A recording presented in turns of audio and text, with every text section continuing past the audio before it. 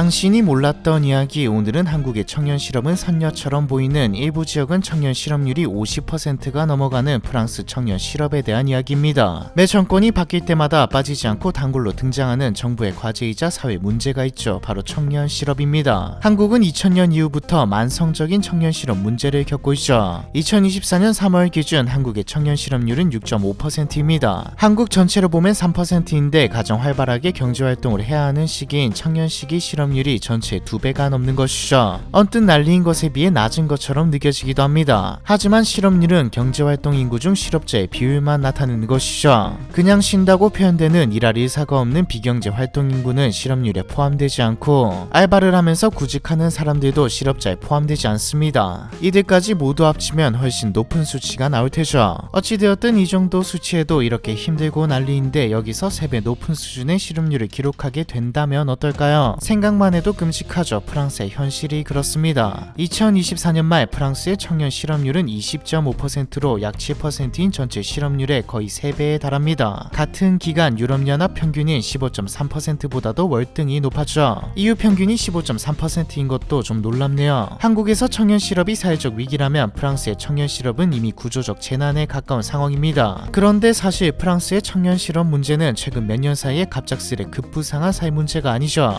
이미 1990년대 후반과 2010년대 초반에는 청년 실업률이 25%를 넘기기도 했습니다. 이후 2020년대에는 계속해서 15%에서 20% 수준에 머무르고 있고요. 통계에 잡히지 않는 인구까지 감안한다면 현재 프랑스는 공식 실업률에 드러나는 것보다 훨씬 더 많은 인구의 청년들이 실업을 겪고 있을 것으로 추측됩니다. 심지어 일자리가 있는 청년들 역시 불안하기 마찬가지이죠. 프랑스는 임시직 비율이 높은 나라이거든요. 청년층에서는 특히나 비율이 더 높기 때문에 취업에 성공하더라도 상당수 청년들이 불안정한 단기 계약직이나 인턴 등에 머무르고 있습니다. 대체 프랑스는 언제부터 또 어쩌다 청년 실업이 이렇게까지 심해졌을까요? 그리고 왜 유독 청년 실업률만 이토록 높은 걸까요? 당연한 말이지만 매우 복합적인 구조적 제도적 원인이 자리 잡고 있습니다. 프랑스 청년 실업이 과거부터 현재까지 만성적인 경향을 띠게 된 첫 번째 이유는 노동시장 구조 때문이죠. 프랑스는 전통적으로 정규직 고용보호가 매우 강한 사회로 해고 제한 등 규제가 많은 국가입니다. 프랑스 노동법전은 3000페이지가 넘을 만큼 복잡한데 역대 정부들이 노동자 보호 조항을 계속 추가해왔기 때문이죠. 따라서 기업 입장에서는 한 번 직원을 뽑으면 해고가 어려우니 신규 채용에 부담을 느낄 수밖에 없는 구조입니다. 이에 따라 결국 고용 경직성이 높아지면서 기업들은 청년들을 선뜻 정규직으로 채용하는 대신 계약기간이 정해진 임시 계약직을 반복적으로 활용하거나 채용 자체를 주저하게 되었죠. 차라리 인턴 계약직이라도 채용하면 다행입니다. 기업에서는 해고가 어렵기 때문에 증명된 사람들, 즉 경력직을 선호할 수밖에 없죠. 그 결과 노동시장에 처음 진입하는 청년층은 설 자리가 없어진 겁니다. 최저임금이 높은 것 또한 한몫을 하고 있습니다. 2024년 5월 기준 프랑스의 최저임금은 시간당 11.65유로 약 17,000원 수준이죠. 청년들은 업무나 기술에 대한 숙련도가 당연히 부족할 수밖에 없는데 최저임금 자체가 높다 보니 기업은 자연스레 청년 신입 직원보다는 경력직을 선호하게 되었죠.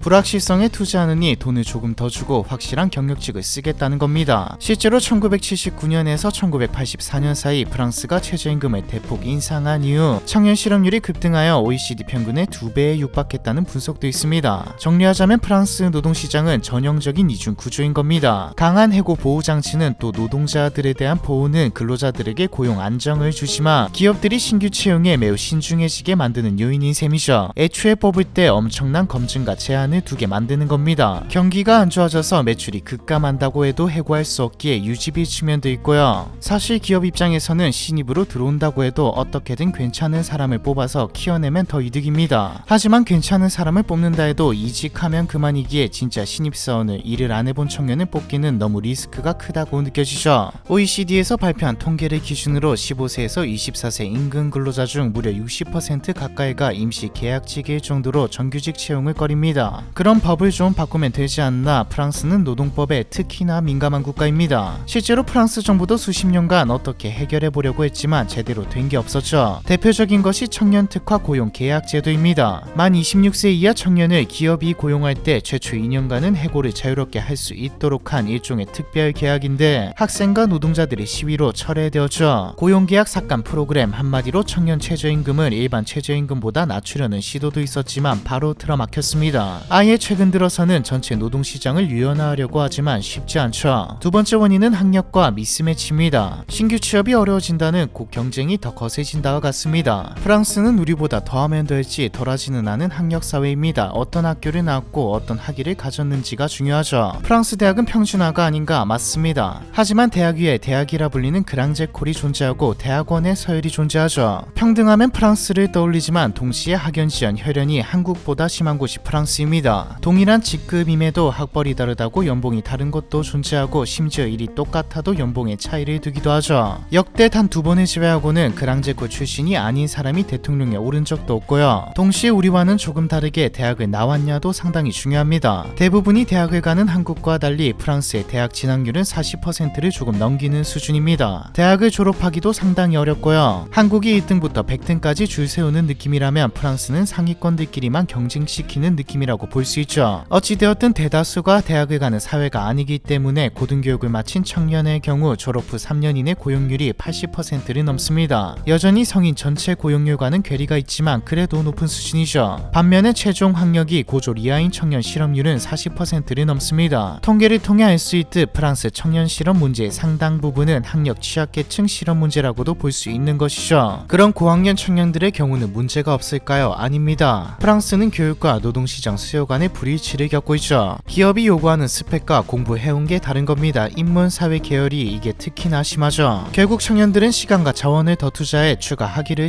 취득하거나 졸업 후 다시 직업교육을 받거나 기술학교에 재입학하는 경우도 있습니다. 청년 실업률이 낮은 국가들을 보면 이원화된 교육제도 즉 학교 플러스 현장 훈련이 잘 갖춰져 있습니다. 지금은 많이 개선되었지만 프랑스에서는 직업학교 경로가 일반 대학에 못 간 학생들의 차선책 정도로 인식되었죠. 해고가 어려운 노동법, 최저임금, 학력과 관련된 것들까지 이 모든 게 합쳐져 전문기술 인력 부족과 실업이 공존하는 역설이 일어나고 있는 겁니다. 이렇듯 프랑스 청년 실업 문제는 복합적이면서도 노동법에 민감한 프랑스 사회 분위기까지 더해져 만성적인 경향을 띠게 되었습니다. 그리고 그 결과는 참담하죠. 이제 청년 실업 문제는 단순 실업의 문제를 넘어 새로운 사회 문제를 낳고 있습니다. 대표적인 게 니트족과 세대 갈등이죠. 들어보신 분들도 있으실 것 같은데 프랑스는 니트족이 많기로도 유명합니다. 2019년 기준 취업을 하지도 취업을 위해 학업이나 연수를 받지도 않고 있는 니트족 비율이 17.7%였죠. 20%가 넘는다는 통계도 있습니다. 지금은 여러가지 정책으로 좀 낮아졌습니다. 2024년 3분기 기준 12%까지 내려왔죠. 이건 프랑스가 직업훈련을 비롯해 보조금까지 각종 정책을 시행한 덕분입니다. 여전히 높기는 하지만요. 하지만 세대 갈등은 여전합니다. 프랑스의 베이비붐 세대 현재 50에서 70대는 지금 청년 시대에 비해 풍요로운 시대를 누렸습니다. 30년의 영광이라고 불리는 전후 고도 성장기에 교육을 받고 사회 진출했기에 일자리가 넘쳐났죠. 심지어 종신고용이라 안정적이었습니다. 젊은 층의 실업도 지금처럼 심각하지 않았고 한 직장에서 오래 일하며 자연스럽게 승진하고 내 집 마련도 가능했죠. 여기다 지금에 와서는 문제가 되는 노동법이 계속 추가되면서 권리 보장도 강했고요. 반면에 프랑스의 지금 청년 세대는 태어날 때부터 경제 불황을 겪었다고 봐도 과언이 아닙니다. 90년대생 프랑스 청년들에게 실업률이 2자릿수다, 경기가 침체다 하는 뉴스는 일상이었죠. 이렇다 보니 우리 부모 때는 안 그랬는데 왜 우리만 이렇게 힘들어야 하냐라는 말이 나옵니다. 프랑스 언론에서도 종종 아버지 세대보다 낮은 삶의 수준을 처음으로 맞이한 세대라는 표현을 쓰죠. 일자리가 불안하니 소득이 낮고 집값은 올라 주거비 부담도 커졌으며 연금 등 사회보장 미래도 불투명합니다. 그래서 프랑스 청년들 사이에서는 부모는 모든 걸 누리고 우리 세대엔 빚만 남겼다는 세대 불만이 존재하죠. 또 청년 실업 문제가 기성세대가 만들어 놓은 구조 때문이기도 하니 원망스러운 거죠. 부유한 늙은 세대를 돈 없는 우리가 왜 부양해야 하냐라는 소리까지 나오고 있고요. 그래서 청년들은 자신들을 희생당한 세대라고 표현합니다. 프랑스 정부라고 손 놓고 지켜보기만 한 건 아닙니다. 문제를 해결하기 위해 여러 방법을 시도해봤죠. 오히려 필사적이었다고 보입니다. 1990년대 후반부터 2000년대 초까지 조스팽 정부는 청년 실업 완화를 위해 공공부문 일자리 창출 프로그램인 고용 청년 정책을 도입했습니다. 세금으로 임금을 보조하여 비영리단체, 지방자치단체 등에서 청년들을 고용하도록 장려하는 정책이었죠. 결과적으로 정권이 바뀌면서 중단되었습니다. 정권이 안 바뀌어도 중단되었을 겁니다. 공공부문 일자리라 진짜 세금만 나갔거든요. 이외에도 수당을 주면서 취업 지원을 하거나 국가 주도의 방법들을 동원했지만 하나같이 다 반발에 부딪혀 철회되거나 효과가 없었죠. 그래서 선택한 게 고용주에게 당근을입니다. 직접 일자리 창출보다 민간 고용 인센티브 쪽이 효과가 좋았거든요. 있거든요. 민간 기업이 청년 고용을 하면 돈을 지원해주거나 사회보험료를 감면해주거나 세금을 좀 깎아주는 거죠. 물론 이 정책들은 장기적으로 봤을 때 근본적인 해결책이 되지 못할 수는 있지만 효과가 있기는 했습니다. 적어도 경력을 쌓지 못하는 청년들에게 경력을 만들어주는 효과는 있었죠. 사실 이것들 말고도 프랑스가 추진했던 청년 정책은 다 정리하기 힘들 정도로 많습니다. 덕분에 청년 실업률은 어떻게든 조금은 내려갈 전망이죠. 애초에 20%라는 수치도 과거에 비해 내려온 수치이고요. 하지만 해고가 어려운 구조가 지속되는 한, 노동 경직성이 강한 기조가 유지되는 한, 한 자릿수로 내려오기는 힘들다는 전망이 대다수이기는 합니다. 원인을 손보지 않으면 결국 문제는 해결되지 않으니까요. 국가가 성장할 때는 노동 경직성이 낮은 것도 큰 문제가 없지만 침체기라면 저성장기라면 이런 식으로 문제가 터져 나오죠. 한국의 현재 상황과도 비슷합니다. 만약 문제를 해결하지 못한다면 프랑스의 청년 세대는 나중에 프랑스 사회의 문제아들이 되어 시한폭탄과 같은 취급을 받을 겁니다. 희생당한 세대는 다른 세대의 공감을 얻지 못한 채 실패하고 잃어버린 세대가 되겠죠. 그래서 지금 프랑스 정부의 기조도 아예 노동 유연성을 늘리는 쪽으로 방향을 잡고 있는 것이고요. 반발을 어떻게 잠재울지가 관건이겠네요. 프랑스 청년 실업에 대한 이야기, 이번 편은 여기까지입니다.